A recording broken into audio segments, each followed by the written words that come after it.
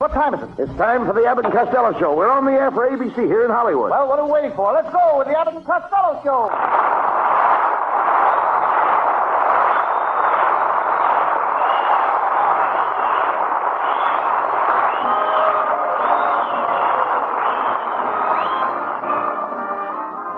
Hey, Costello, come here.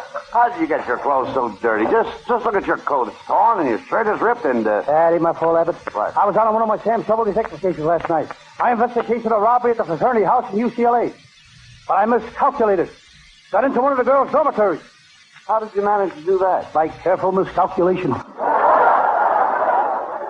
Costello, instead of running around nice on those silly Sam Shovel cases, you should stay home. Well, I do stay home a lot, Abbott. Every night last week I stayed home. I cleaned the house. I got a terrible servant problem. I find it very difficult to hold a maid. Now, what makes it so difficult for you to hold a maid? My mother keeps walking in the room. Never mind that. I understand you took your brother Pat to the movies last night. Oh, yes. But I ain't taking Pat to the movies no more. He acts very strange. The minute we got into the movie, Pat put his hat under the seat. Well, what's strange about that? What's the men put their hat under the seat? While their head is still in it. Oh, talk sense. Hey, wait a minute. Come here. What is that big manuscript you're carrying under your arm? Well, I didn't want to tell you, but it's a book that I wrote. A book you wrote? It's the first chapter. The hero is threatened by a mad doctor who tries to remove his head. In the second chapter, he meets a demented butcher who tries to put him in a meat grinder. Then it ends where three maniacs tie him to a tree and a squadron of wild woodpeckers peck holes in him. But nobody wants to publish it. Why not? I guess people are sick of them mushy love stories. What is your Sam Shovel detective story about tonight? Well, tonight I do one of my most famous cases. I call it the case of the photographer who was stuck up in a dark room, or he was caught with his prints down. Well, it sounds terrible, but let's do it.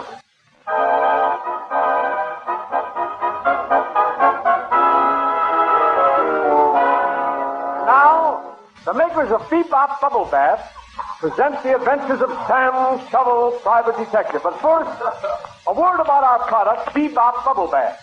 Friends, would you like Bubbles in your bathtub? You would? Well, why not call up Bubbles and see if she needs a bath? Ladies, try Bebop Bubble Bath. We don't ask you to buy the large size, mind you. Just try a trial size package. It contains a 7-year supply. You will find that if you use Bebop Bubble Bath every day for 7 years, you'll have skin just like a baby. A baby alligator. Listen to what people all over the country are saying about Bebop Bubble Bath. In Kansas, give me Bebop Bubble Bath. In New Jersey, give me Bebop Bubble Bath. in Oregon, Give me Bebop Bubble Bath. in Virginia. Give me liberty or give me death. That's Patrick Henry never gives up. And now the makers of Bebop Bubble Bath bring you your favorite thriller mystery. Here he is, Sam Shovel, Private Detective.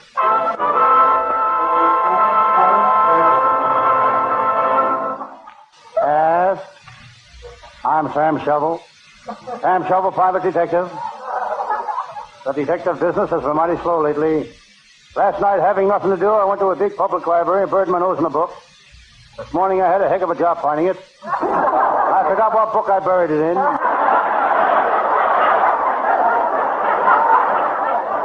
Here comes my secretary now. Did you call me, Mr. Shovel? Don't be silly. Why should I call you Mr. Shovel? My name is Mr. Shovel. By the way, Miss Jones, did you find the file on that crook Joe Kirk? What's his name? Who? Joe Kirk. Never heard of him. Miss Jones, you and I have got to work late in the office tonight. Are you prepared? Oh, yes. I brought my brass knuckles, my fencing mask, and a baseball bat. Clever girl. She's so stylish. He was voted one of the 10 best women in Azusa. That's not so remarkable when you consider there's only 9 other women in Azusa.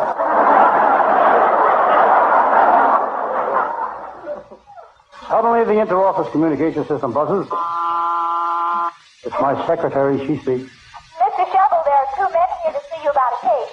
Mr. Cohen and Chief Lightfoot running here. I'll see the Indian first. Go in now, Mr. Cohen. The cops have certainly got their hands full these days. Full of 5, 10, 20. I think of my pal, Lieutenant Abbott of the Homicide Squad. Abbott has been on the police force for 20 years.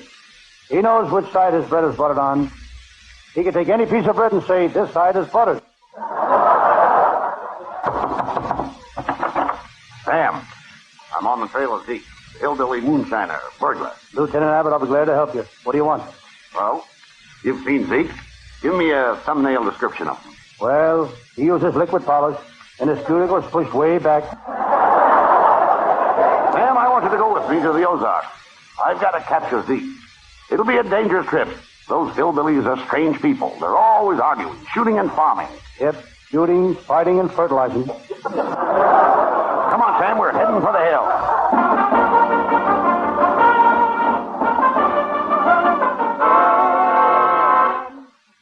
Lieutenant Abbott and I arrived in the hillbilly country. Sam, these hillbillies are strange people, but you'll have to admit they're solid citizens. They've got both feet on the ground. They've got to have both feet on the ground. They don't wear shoes. I read in the papers where a 75-year-old hillbilly wanted to marry a girl 9 years old. Did he marry her? Nope, his parents objected. They didn't want him marrying a girl who'd been divorced 3 times.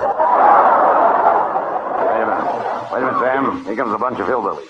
Let's ask them if they know where Zeke is. Howdy, strangers. I'm Jim Hartfield. These here are my sons.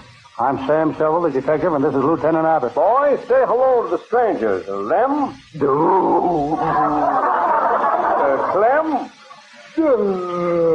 Bert? Sir? Bert went to military school.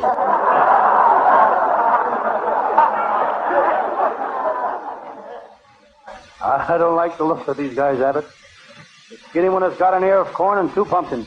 So what? They're farmers, and farmers have corn and pumpkins. Blown out of their heads. Well, gotta go now. We're working on the farm. 2 weeks ago, we dug a hole. Last week, we dropped the seed in it. Today, we're going to cover it up. Do you always work that hard? Yeah, except when the weather gets bad, then it slows us up a little. So long. Boy, is that guy lazy. If he was a chicken, eggs and television sets would be the same price. Never mind him, Sam. We've got to find Zeke, the moonshiner. Hey, look over there behind those bushes. There's Zeke. There's Zeke. The moonshiner's still. Come on.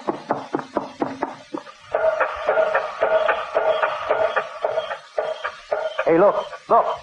There's Zeke. He's making corn liquor. He's jumping up and down on the corn, crushing it. Hold on there, Zeke. We've got you covered. You're under arrest. Stop mashing that corn with your feet. What are you doing? I'm making some 90-proof corn liquor.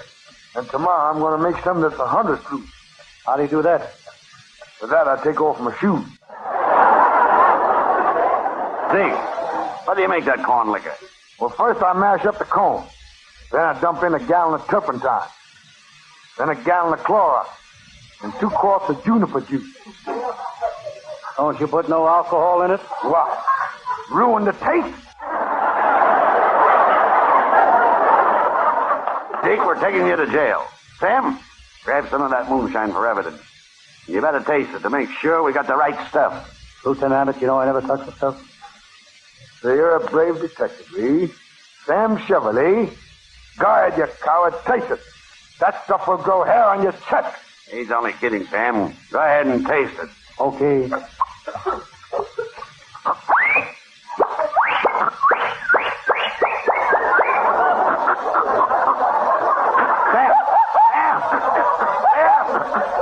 to me, Sam.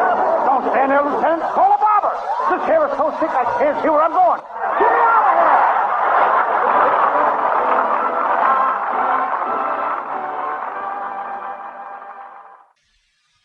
Well, Costello, why don't you tell the folks about your next week's Sam Shovel story? Folks, my ex-Sam Shovel story takes place in the chewing gum factory. I call it the case of the beautiful blonde who fell into a vat of soft gum, or there's good shoes tonight.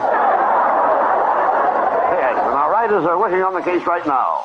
Our writing staff is headed by Eddie Foreman with Paul Conlon, Pat Costello, Martin Radway, and Len Stern. And our producer is Charles Banda. Be sure to be with us next Thursday night. Good night, folks. Good night, everybody in Patterson. Good night, come on. Aunt May, Uncle Mike, Uncle Tom, Aunt Eva. This is ABC, the American Broadcasting Company.